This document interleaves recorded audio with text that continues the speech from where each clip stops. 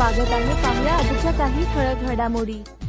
विटा येथे महाविकास आघाडीचे उमेदवार चंद्रहार पाटील यांचा शहरांमध्ये मतदारांच्या गाठीभेटी व सभेचे आयोजन।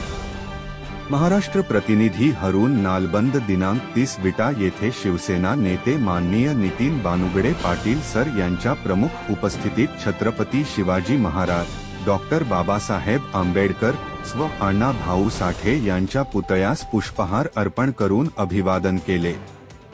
तसेच गणपती मंदिर विटा येथे श्रीफळ वाढवून छत्रपती शिवाजी महाराज चौक ते कलश मंगल कार्यालय पर्यंत पदयात्रा काढण्यात आली। यावेळी विटा येथील युवा मतदार मोठ्या संख्येने उपस्थित होते।